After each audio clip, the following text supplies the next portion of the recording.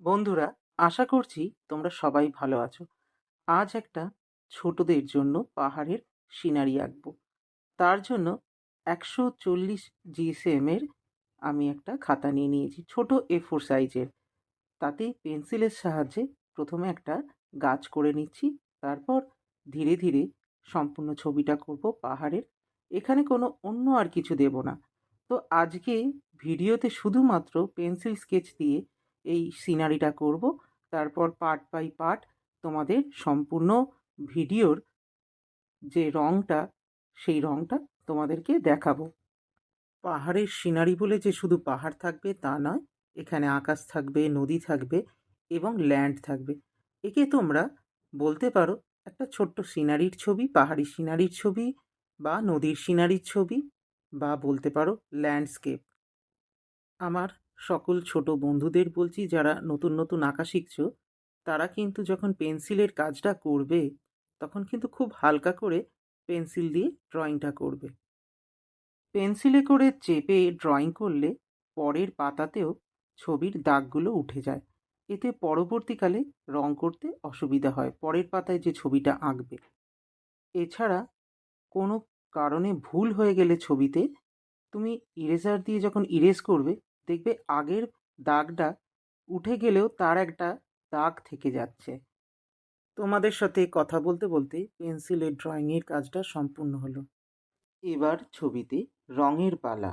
প্রথমেই আমি আকাশটা করে নেব। আকাশটা করার জন্য প্রথমেই আমি ডিপ ইয়েলোটা পাহাড়ের ওপর দিয়ে স্ল্যান্টিং লাইনে দিয়ে দেব। আকাশটা আমি অন্য রকমের করব, তাই স্ল্যান্টিং লাইনে দিলাম ডিপ ইয়েলোটা। আর ওপর দিকে দেব, মানে গাছের পাশ দিয়ে যে আকাশটা দেখা যাচ্ছে সেখানে দেব ব্লু রঙটা। ঠিক একইভাবে স্ল্যান্টিং লাইনে নিচের দিক করে দেব। আকাশটা একটু অন্যরকম করব, তাই এইভাবে করছি। বন্ধুরা, তোমরাও যদি এইভাবে করো এবং নিজের মনের মতো রং দিয়ে করো, তাহলেও কিন্তু আকাশটা খুব সুন্দর দেখতে হবে।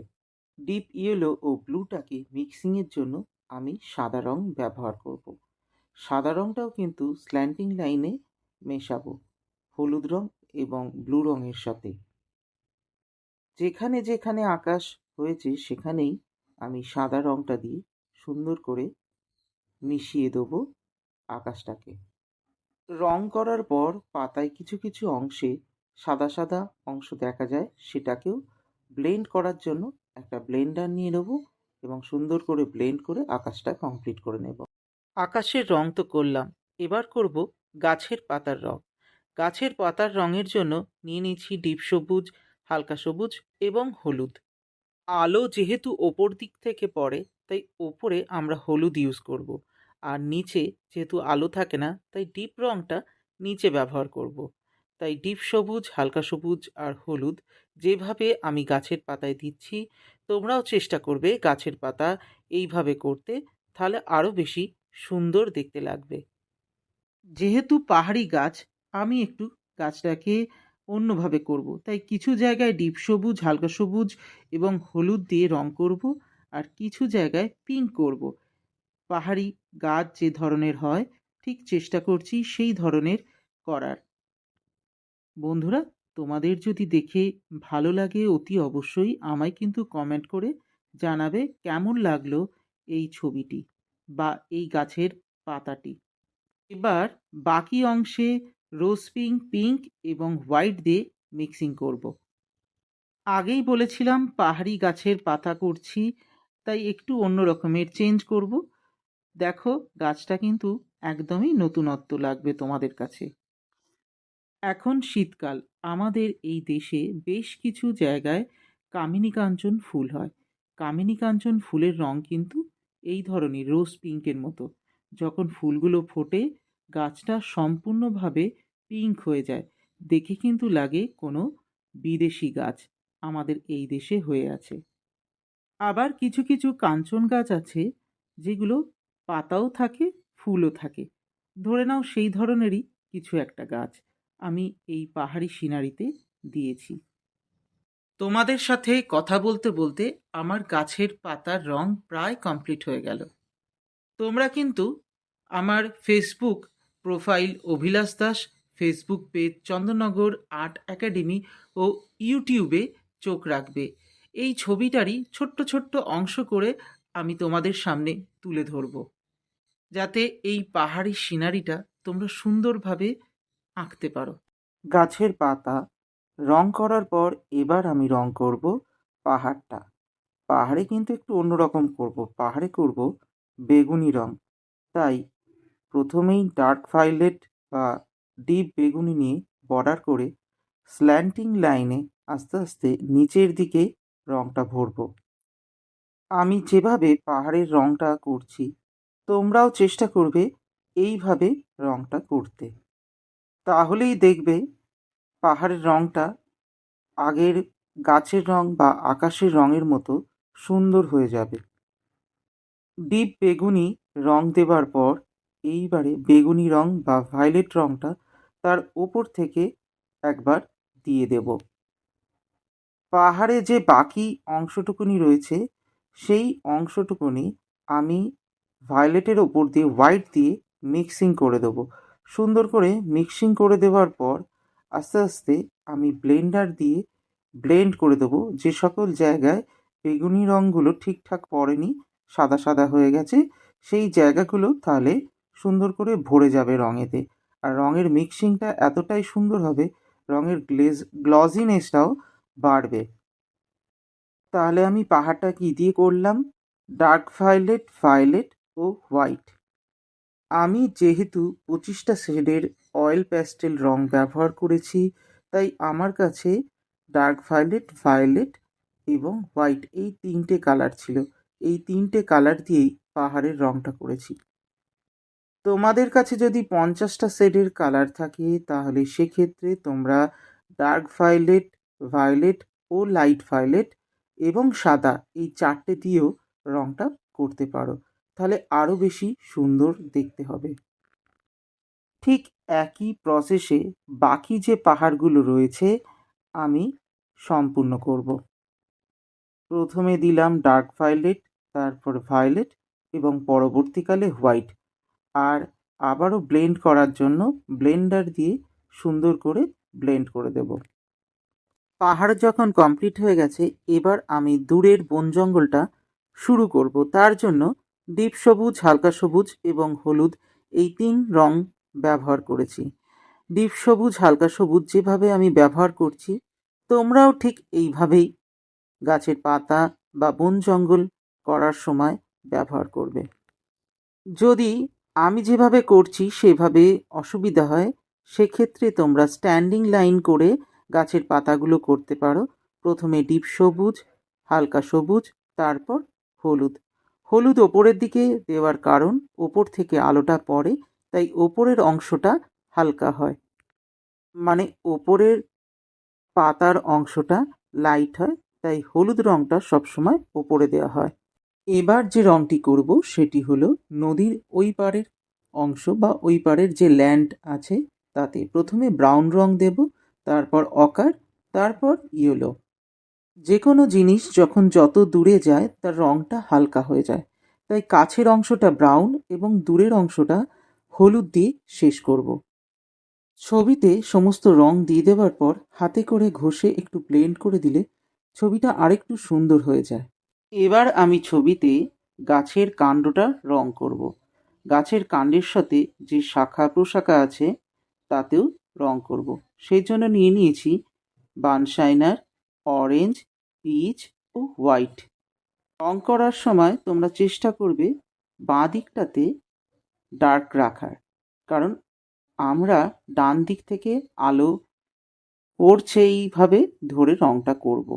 সেই জন্য বাঁ দিকে, মানে তোমার বাঁ হাত যেদিকে সেদিকেই ডার্ক রংটা রাখবে।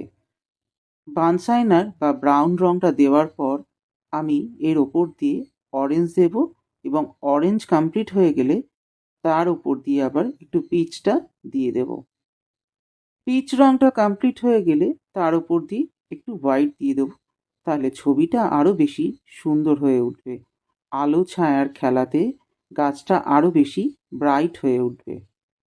আমার প্রত্যেকটা ছোট বন্ধুকেই বলবো গাছের কাণ্ডে যে রঙগুলো দিয়েছো 3টে রং বা 4টে রং, যেন প্রত্যেকটা শাখা পোশাকাতে এই রঙগুলো থাকে। গাছের কাণ্ডে রং হয়ে যাবার পর পার্সিয়ান ব্লুটা নিয়ে আমি গাছের পাতায় আরও একবার দিয়ে দেব, গাছের পাতাটা যেন আরও সুন্দর করে হাইলাইট হয় এবং লাইট অ্যান্ড শেডের খেলাটা যেন ভালো হয়। সেজন্য গাছের পাতায় যেখানে সবুজ দেওয়া আছে রং, সেখানে আমি নীল রংটা আর একবার দিয়ে দেবো এবং বন জঙ্গলেতেও খানিকটা করে নীল রং দিয়ে দেবো। এতে ছবিটা আরও বেশি উজ্জ্বল হয়ে উঠবে, দেখতে সুন্দর লাগবে। পাহাড়ি গাছের যে পাতাগুলো পিঙ্ক করা হয়েছে, সেই গাছেতে আবারও একটু করে লাল রঙের শেড দিয়ে দেবো, যাতে ছবিটা আরও বেশি সুন্দর হয়। লাল রঙের পর তোমরা মেরুন রঙটাও ইউজ করতে পারো, তাতে ছবিটা আরও বেশি সুন্দর হয়ে উঠবে। প্রাকৃতিক এই পরিবেশ বা ল্যান্ডস্কেপিং ড্রয়িংয়ে এবারে জল রং করার পালা। জল রং করার জন্য আমি নিয়েছি পার্সিয়ান ব্লু, স্কাই ব্লু বা লাইট ব্লু এবং সাদা। প্রথমে আমি বাঁ দিকের যে জলের অংশটা আছে সেটা করছি। প্রথমে পার্সিয়ান ব্লুটা বর্ডার করে ওপর এবং নিচের দিকে দিয়ে তার ওপর দিয়ে স্কাই ব্লুটাকে বা লাইট ব্লুটাকে দিয়ে দেবো এবং মধ্যিখানের অংশটা একটু ছেড়ে রেখে হোয়াইটের মাধ্যমে মিক্সিং করে দেব। এতে ছবিতে জলের কালারটা বেশ সুন্দর দেখতে লাগে। লাইট দেওয়ার পর আমি একটা ব্লেন্ডার নিয়ে সুন্দর করে ব্লেন্ড করে দেব। যে অংশগুলোতে রঙটা ঠিকঠাক হয়নি সেখানেও রঙটা হয়ে যাবে, ছবিটা আরও সুন্দর হয়ে উঠবে। ঠিক একই প্রসেসে প্রথমে আমি নীল রঙটা দিয়ে দেব ছবির ডান দিকের অংশে যে জলটা আছে সেই জলের মধ্যে, এবং তারপর যেভাবে আমি রং করেছি বাঁ দিকের অংশে এবং ব্লেন্ড করেছি, ঠিক একইভাবে এই নদীর জলটা আমি করে দেব। ছবিতে যত বেশি আলো ছায়ার খেলা হবে, ছবিটা তত বেশি রিয়েলিস্টিক এবং সুন্দর হয়ে উঠবে। আমি যেহেতু ক্যামেল অয়েল প্যাস্টেলের 25 শেডের রঙটা ব্যবহার করছি, সেখানে আমি পার্সিয়ান ব্লু এবং স্কাই ব্লুটা পেয়েছি, কিন্তু 50 শেডের কালারে আরও অনেকগুলো ব্লু থাকে, তোমরা সেই ব্লুগুলো ইউজ করতে পারো। এতে ছবির সৌন্দর্য কিন্তু আরও সুন্দর হবে। তোমাদের সাথে কথা বলতে বলতে আমি ছবিতে বা জলের জায়গায় পার্সিয়ান ব্লু, তারপর লাইট ব্লু ও হোয়াইট দিয়ে মিক্সিং করে ফেললাম। এবার যে অংশগুলোতে খালি আছে, মানে ছবিতে সাদা সাদা অংশ দেখা যাচ্ছে, মানে পাতার অংশটা দেখা যাচ্ছে, সেটা ব্লেন্ডারের সাহায্যে হালকা করে ব্লেন্ড করে ভরে দেবো। এতে ছবিটা বা জলটা আরও বেশি সুন্দর হয়ে উঠবে। এবার আমি আবারও বনটা করব। এবার একটু অন্যভাবে করব। প্রথমে পার্সিয়ান ব্লু দেব, তারপর ডার্ক গ্রিন, তারপর লাইট গ্রিন, তারপর ইয়েলো। আগে যেভাবে করেছিলাম, প্রথমে ডিপ সবুজ, হালকা সবুজ, হলুদ, পরে একটু নিচের দিকে পার্সিয়ান ব্লুটা দিয়ে দিয়েছিলাম। এবারে কিন্তু একবারেই অন্যরকমভাবে করলাম। প্রথমে পার্সিয়ান ব্লু, তারপরে ডিপ সবুজ, তারপর হালকা সবুজ, আর ওপরের দিকে হলুদ। তোমরা এইভাবেও করতে পারো, তোমাদের ছবিটা কিন্তু লাইট অ্যান্ড শেডেতে খুব সুন্দর করে হয়ে যাবে। তোমাদের সাথে কথা বলতে বলতে আমার বন জঙ্গলটা প্রায় কমপ্লিট, আর তোমরা কিন্তু বলবে কোন কাজটা করতে তোমাদের বেশি সুবিধা হবে, আমাকে কমেন্ট বক্সে অতি অবশ্যই জানাবে। আমি যেহেতু ক্যামেল অয়েল প্যাস্টেলের রং দিয়ে করছি, এখানে কিন্তু খুব সুন্দর করে মিক্সিংটা হচ্ছে, ডোমসেও কিন্তু খুব সুন্দর মিক্সিং হয়। এবারে আমি রং করব ল্যান্ড বা মাঠটা। প্রথমেই ডিপ সবুজটা দিয়ে যেখানে যেখানে শ্যাডোগুলো হবে, যেরকম গাছের তলায়, বনের নিচে, সেই জায়গাগুলো আমি মোটা করে ডিপ সবুজটা দিয়ে দেবো স্লিপিং লাইনে। এরপর হালকা সবুজ দিয়ে ডিপ সবুজের ওপর দিয়ে স্লিপিং লাইনে সুন্দর করে মিক্স করে দেবো, আর কিছু কিছু জায়গা ছেড়ে দেবো হলুদ রং দেওয়ার জন্য। ল্যান্ড বা মাঠটা করার জন্যে আমি এখানে ডিপ সবুজ, হালকা সবুজ ও হলুদ, এই 3টি রং ব্যবহার করেছি। আমি যেহেতু ভিডিও করছি সেই কারণেই ছবিটাকে একটু ঘুরিয়ে করলাম, যাতে তোমাদের ভালোভাবে আমি এই কালার করাটা দেখাতে পারি। তোমরা কিন্তু তোমাদের সুবিধা মতো রং করবে। প্রথমে ডিপ সবুজ, তারপর হালকা সবুজ এবং বাকি জায়গায় হলুদ রং। হলুদ বলতে আমি এখানে লেমন ইয়েলোটা ব্যবহার করেছি। এরপর আমি ব্লেন্ড করে দিলেই কমপ্লিট। এবার আমি করব পাথরের রং। তার জন্য নিয়েছি ডার্ক ব্রাউন, গ্রে কালার এবং হোয়াইট। প্রথমে ডার্ক ব্রাউন, তারপরে গ্রে, তারপর হোয়াইট দিয়ে মিক্সিং করব। যেহেতু আমার কাছে ক্যামেলের 25 শেডের রংটা ছিল, তাই আমি এইভাবেই করেছি। ছবিতে কিন্তু সমস্ত রং দেয়া হয়ে গেছে। এবার সর্বশেষ কালো রং ব্যবহার করার পালা। ছবিতে সবার শেষে কালো রং ব্যবহার করলে ছবিটা আরও বেশি সুন্দর হয়ে ওঠে, এবং কালো রং যেহেতু ঘেঁটে যাওয়ার কারণ থাকে বা ঘেঁটে গেলে ছবিটা নষ্ট হয়ে যেতে পারে, তাই কালো রং সবার শেষে দেওয়াই উচিত। আমি তাই ওপরের অংশ থেকে, ওপরের গাছের পাতার অংশ থেকে কালো রং ব্যবহার করতে শুরু করেছি। তোমরাও ঠিক এইভাবেই কালো রং ব্যবহার করবে। প্রথমে আমি গাছের পাতায় কালো রং ব্যবহার করলাম, তারপরে দিচ্ছি পাহাড়ে যেখানে যেখানে কালো দেওয়া প্রয়োজন সেখানে সেখানে আমি কালো দিচ্ছি। এবার দিচ্ছি কালোটা আমি গাছের কাণ্ডে। গাছের সমস্ত অংশে, কাণ্ডে, শাখা প্রশাখায় কালো দিয়ে একটু হাতের সাহায্যে ব্লেন্ড করে দেব। এতে রংটা আরও বেশি মসৃণ হয়ে যাবে এবং সুন্দর হয়ে উঠবে। একটা কথা সকলকার মনে রাখা উচিত, আমরা যেরকম লিখতে গেলে বাঁ দিকের ওপরের অংশ থেকে লেখা শুরু করি এবং ডান দিকের একদম নিচে এসে লেখাটা শেষ করি, ঠিক তেমনি আঁকাও ওইভাবেই করতে হয়। বাঁ দিকের ওপর থেকে শুরু করতে হয় এবং ডান দিকের নিচে এসে রং বা আঁকা শেষ করতে হয়। আমি যে প্রসেসটা তোমাদের বললাম, এইভাবে ছবি করে কখনো দেখবে, ছবিটা কিন্তু সুন্দর হবে। এবং যেভাবে রঙগুলো তোমাদের দেখালাম সেভাবেও যদি রং করো, তোমাদের ছবিটা কিন্তু আরও বেশি সুন্দর হয়ে যাবে। এবার আমি কালো রঙের সাহায্যে ছায়াটা করব। খুব হালকা করেই কালো রঙটা দিয়েছি, আর এরপর ব্লেন্ডারের সাহায্যে একটু ব্লেন্ড করে দেবো। দেখো একদম 3D এফেক্টস চলে এসছে এই গাছের ছায়াটা দেওয়াতে। ছবিটা কেমন হয়েছে অতি অবশ্যই জানিও কিন্তু আমাকে।